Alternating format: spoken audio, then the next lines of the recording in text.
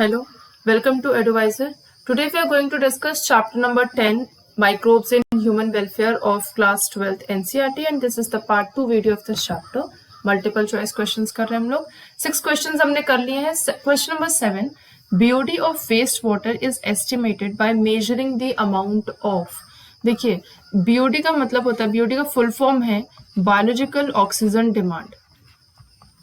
Biological oxygen demand यानी कि मान लीजिए एक आपको इस तरीके का पॉन्ड दिख रहा है और वो पॉन्ड में पानी जो है वो बहुत गंदा है. ठीक है, तो यानी कि पानी जितना गंदा होगा बीओडी उतना ही कम होगा. ठीक है, ऑक्सीजन डिमांड जो है उतनी कम होगी. यानी कि आप ऐसे देख सकते हो कि बीओडी का जो लेवल है that is inversely proportional to purity.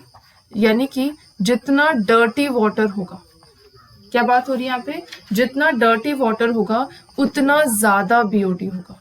समझ रहे हो, जितना गंदा पानी होगा उतना ज्यादा आपका बीओडी होगा. क्योंकि देखो सिंपल सी चीज है, डर्टी वाटर इसका मतलब इसमें बहुत सारे माइक्रो ऑर्गेनिजम्स होंगे. ठीक है, और ये जो बहुत सारे माइक्रो ऑर्गेनिजम्स होंगे वो ऑक्सीजन की डिमांड बहुत करेंगे, उन सबको ऑक्सीजन चाहिए होगा. ठीक है, तो ज्यादा से ज्यादा ऑक्सीजन यूज करेंगे तो ज्यादा से ज्यादा ऑक्सीजन की डिमांड बढ़ेगी. ठीक है, इसलिए ज्यादा गंदा पानी होगा तो उसका बीओडी का लेवल जो है वो भी हाई हो जाता है.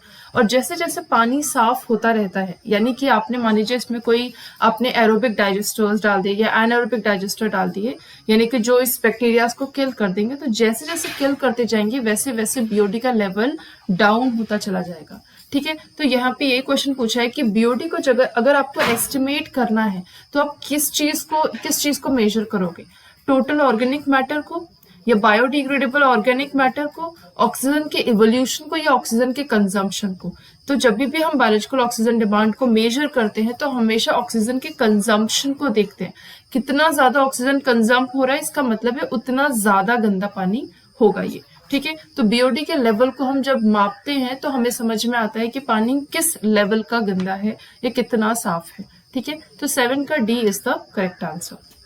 Now question number 8, Which one of the following alcohol drink is produced without distillation? देखो माइक्रोब्स जो होते हैं वो इंडस्ट्रियल प्रोडक्ट्स में भी यूज होते हैं, जैसे फॉर एग्जांपल अल्कोहल. ठीक है, अल्कोहल को बनाने के लिए माइक्रोब्स का बहुत अच्छे से यूज होता है. जैसे कौन सा माइक्रोब्स, एक है फंजाई जिसको हम कहते हैं ब्रीवर्स ईस्ट, क्या नाम है उसका, सेकेरोमाइसिस. सेकेरोमाइसिस, तो सेकेरोमाइसिस से आपका अल्कोहल बनता है. ठीक है, अब ये जो अल्कोहल होते हैं वो दो टाइप्स के होते हैं. एक तो होता है नॉन डिस्टिल्ड, जिसमें किसी भी चीज को मतलब ना तो उसमें जिसको हमने डाइल्यूट किया हुआ होता है वो पूरी तरीके से डिस्टिलेशन प्रोसेस के थ्रू नहीं गुजरा होता, और दूसरा होता है डिस्टिल्ड. ठीक है, अब जो आपका नॉन डिस्टिल्ड होता है ये नेचुरली फॉर्म्ड होता है. ठीक है, ये नेचुरली बनता है और इसका जो अल्कोहल का कंजम्पशन होता है इट इज अप्रोक्सीमेटली 13% और ये मैक्सिमम होता है. ठीक है, अल्कोहल का कंसेंट्रेशन 13%. जैसे वाइन है तो वाइन का लगभग 9 to 12% हो गया, या बियर है तो बियर का 3 to 6% हो गया. इतना ही अल्कोहल होता है, इससे ज्यादा इसमें अल्कोहल नहीं होता. ठीक है, फिर आते हैं डिस्टिल्ड. डिस्टिल्ड में बाकी अदर जितने ब्रांड्स हो गए जैसे कि विस्की, वोडका, रम, स्कॉच ब्रांडी, ये सब. ठीक है, तो क्वेश्चन पूछा है विदाउट डिस्टिलेशन इसमें कौन सा है, यानी कि इसमें नॉन डिस्टिल्ड कौन सा है, तो A is the correct answer. Wine जो है वो आपका नॉन डिस्टिल्ड या विदाउट डिस्टिलेशन है, बाकी विस्की, रम, ब्रांडी ये सब आपके डिस्टिल्ड में आते हैं. ओके, तो क्वेश्चन नंबर 8 का A is the correct answer. Now question number 9, The technology of biogas production from cow dung was developed in India largely due to efforts of. अब सबसे बड़ी बात कि जो बायोगैस है वो आया कब. ठीक है, तो 1941 में बायोगैस को IARI के थ्रू इंस्टॉल किया गया. IARI के थ्रू इंस्टॉल किया गया, और ये जो आइडिया था इंस्टॉल करने के लिए, इसको एनकरेज किया khadi and village industries commission और इसके साथ साथ PRAD ने भी. PRAD क्या है, planning research and action division. PRAD। तो इन दोनों ने जो है प्रमोट किया इस IARI के डिजाइन को। और बायोगैस होता क्या है? Biogas is an alternate source of energy. जैसे कि आपने क्या किया कि एनिमल एक्सक्रीटा या किचन वेस्ट को हमने एक मिट्टी को अच्छे से खोद दिया, ठीक है, उसके अंदर हमने ये एनिमल एक्सक्रीटा डाल दिया, गोबर डाल दिया, उसमें हमने किचन का वेस्ट डाल दिया और उसको एकदम ढक दिया, इस तरीके से ढक दिया कि उसमें एयर पास ना हो पाए। तो अंदर क्या होगा? अंदर आपको एनएरोबिक, उसमें बहुत सारे एनएरोबिक डाइजेस्टर्स आ जाएंगे, यानी कि ऐसे बैक्टीरियाज आ जाएंगे, ऐसे माइक्रोब्स आ जाएंगे जो ऑक्सीजन पे डिपेंडेंट नहीं होते, ठीक है। तो जब ये ऑक्सीजन पे डिपेंडेंट नहीं होते तो बहुत सारे गैसेस रिलीज करते हैं, ये जो एनारोबिक डाइजेस्टर्स होते हैं, जैसे कि मीथेन रिलीज करते हैं, ये H2S रिलीज करते हैं, ये CO2 रिलीज करते हैं। और इसकी वजह से एक मीथेन की एक पंजेंट स्मेल भी होती है, उसकी वजह से आपको उस एरिया में बहुत ज्यादा स्मेल आएगी, ठीक है। तो इन सबको हम क्या कहेंगे? इन सबको हम कह सकते हैं मिथेनोजेंस, ठीक है, मिथेनोजेंस।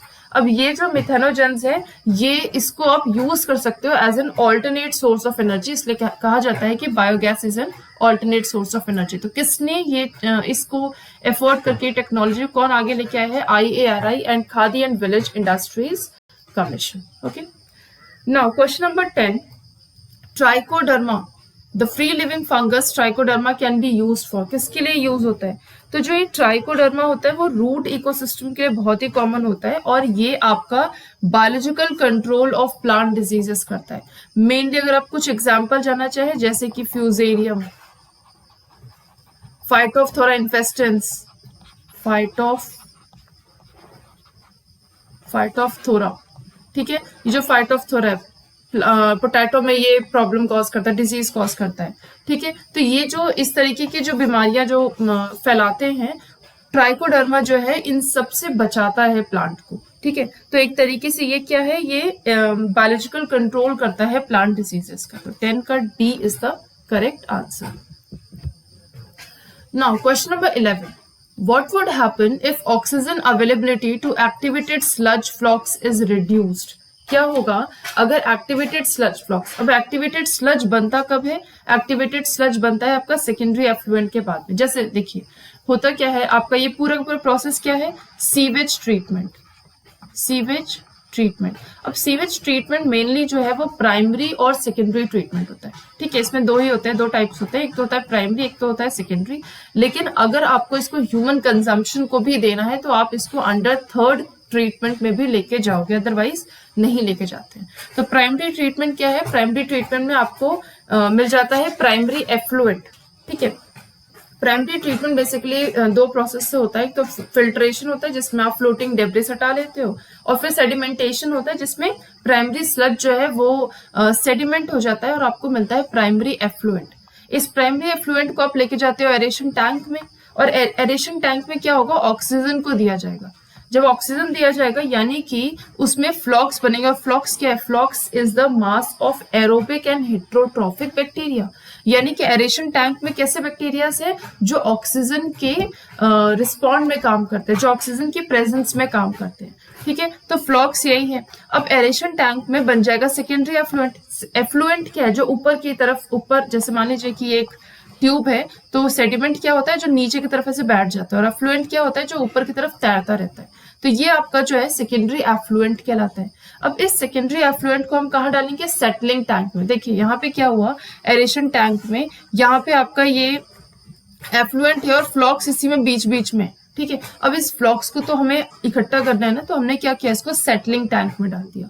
जैसे सेटलिंग टैंक में डाल दिया तो आपको ऐसे अलग अलग दिख जाएगा कि ये ऊपर की तरफ आपको एफ्लुएंट दिख जाएंगे और नीचे के साइड आपको फ्लॉक्स दिख जाएंगे, ठीक है। तो ये क्या है? ये एफ्लुएंट है, और ये नीचे वाला पार्ट क्या है? फ्लॉक्स। अब इन फ्लॉक्स को हम क्या कहेंगे? एक्टिवेटेड स्लज, ठीक है। और एक्टिवेटेड स्लज क्या होता है कि इसको आप कैसे यूज करते हो? जैसे हम दही जमाते हैं तो हम क्या करते हैं, एक कटोरी दही है आपके पास, आप मम्मा बोलती हैं कि वो पूरा दही खा लो, बस थोड़ा सा छोड़ देना, ठीक है। वो थोड़ा सा छोड़ देना क्या है? वो दैट इज जामन, ठीक है, या इनोकुलम कहते हैं, स्टार्टर कहते हैं उसको। तो उसी थोड़ी सी दही का यूज करके हम थोड़ा सा गुनगुना दूध लेते हैं और उसमें वो थोड़ा सा दही डाल देते हैं, तो एज एन इनोकुलम फिर से हमें उतना ही दही मिल जाता है। तो एक्टिवेटेड स्लज क्या है? ये फ्लॉक्स है। और फ्लॉक्स में क्या है? फ्लॉक्स में देख रहे हो ना कि एरोबिक बैक्टीरिया है। फिर ये एरोबिक बैक्टीरिया को आप दोबारा से एरेशन टैंक में डाल देते हो, दोबारा काम होता है, लेकिन ये थोड़ा सा हिस्सा एज अ स्टार्टर सिर्फ आप डालते हो एक्टिवेटेड स्लज को, लेकिन बाकी बचा हुआ जो आपका सेकेंडरी एफ्लुएंट है, ठीक है, उसको आप कहाँ भेज देते हो, उसको आप भेज देते हो नेक्स्ट स्टेप में, ठीक है। रेस्ट में आप क्या डाल देते हो, जो सेकेंडरी एफ्लुएंट है उसमें आप क्या डाल देते हो, एन एरोबिक स्लज डाइजेस्टर। और ये एन एरोबिक स्लज डाइजेस्टर में क्या होते हैं, इसमें होते हैं मिथेनोजेंस। और अभी जस्ट बताया मिथेनोजेंस जो है वो क्या है, एनारोबिक बैक्टीरिया। और कौन कौन सी गैसेस रिलीज कर रहे हैं, CH4, H2S, कार्बन डाइऑक्साइड, ये रिलीज करते हैं, ठीक है।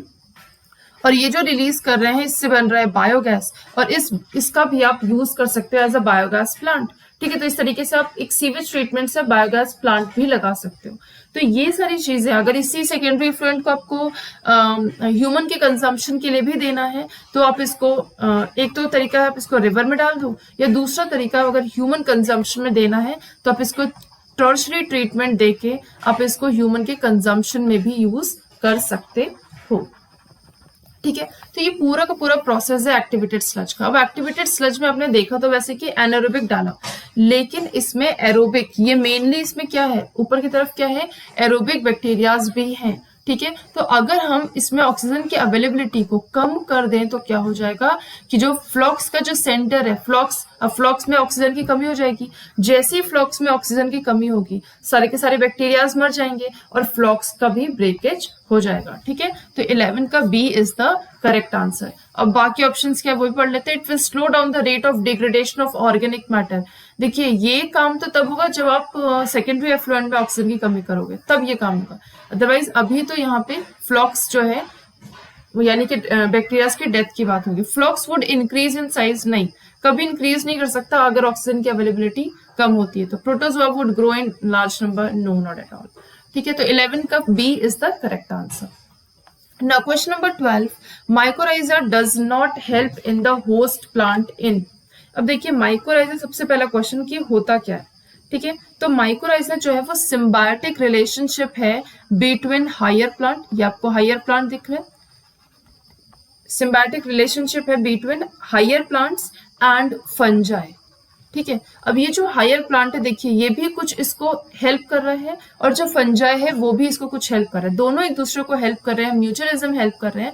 तो आप इसको कह सकते हो सिम्बायोटिक एसोसिएशन, इसी को कहते हैं सिम्बायोटिक एसोसिएशन या सिम्बायोटिक रिलेशनशिप, ठीक है। जो एक दूसरे की हेल्प कर रहे हैं, दोनों को एक दूसरे से फायदा हो रहा है, प्लस प्लस म्यूचुअलिज्म, ठीक है। अब फायदा हो क्या रहा है, जो ये आपका प्लांट है, ये प्लांट इस फंजाई को फोटोसिंथेटिक प्रोडक्ट्स देता है जैसे कि कार्बोहाइड्रेट्स, ठीक है। लेकिन ये फंजाई क्या देता है, फंजाई का देखिए नीचे हाइफी मैंने ब्लू कलर का बनाया, तो किस तरीके से हाइफी ये प्लांट के रूट के पास जाके मर्ज कर रहा है, ठीक है। तो इन रूट्स की हेल्प से ये अपने हाइफी, फंजाई के जो रूट्स है ना उसको हम हाइफी कहते हैं और ये हायर प्लांट्स को हम रूट्स कहते हैं। तो ये हाइफी रूट्स के पास जाके इसको क्या प्रोवाइड कर रहा है, वाटर एंड न्यूट्रिएंट्स का अपटेक लेने के लिए हेल्प कर रहा है।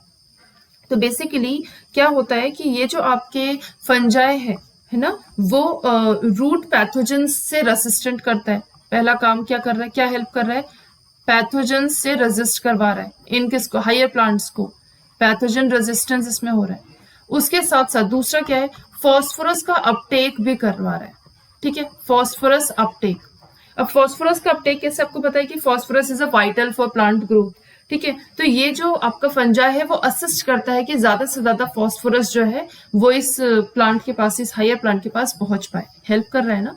और थर्ड जो सबसे इंपॉर्टेंट है वो ये कि उन रूट्स को, प्लांट रूट्स को वो इतना आगे तक, मतलब हाइफी के थ्रू इतना आगे तक पहुंचा देता है जहां पे पानी प्रेजेंट है, जहां पे न्यूट्रिएंट्स प्रेजेंट है। तो बेसिकली क्या कर रहा है, ये ड्रॉट से भी रेजिस्टेंट कर रहा है या इंक्रीज कर रहा है टॉलरेंस लेवल, ठीक है। आप कह सकते हो कि टॉलरेंस लेवल ऑफ ड्रॉट ये उसको भी इंक्रीज करे, यानी कि ड्रॉट से भी इस प्लांट को बचा लेगा ये फंजाई, अगर फंजाई के साथ एसोसिएशन होता है तो, ठीक है। तो इस तरीके से तीन ये हेल्प करता है। तो enhancing of phosphorus Uptake capacity, ये काम तो हो रहा है, ठीक है। पूछा है does not help. Increasing in tolerance to drought, ये भी होता है। Enhancing its resistant to root pathogens, definitely ये तो हो ही रहा है। Increasing in resistance to insect, नहीं, ये बिल्कुल भी नहीं हो रहा है, इसका ये करेक्ट आंसर हो जाएगा। तो 12 का D is the correct answer. So with this आज का ये सेशन यहीं खत्म होता है। अभी और भी क्वेश्चंस इस चैप्टर से रिलेटेड वो हम लोग नेक्स्ट क्लास में करेंगे। Till then bye bye and thank you.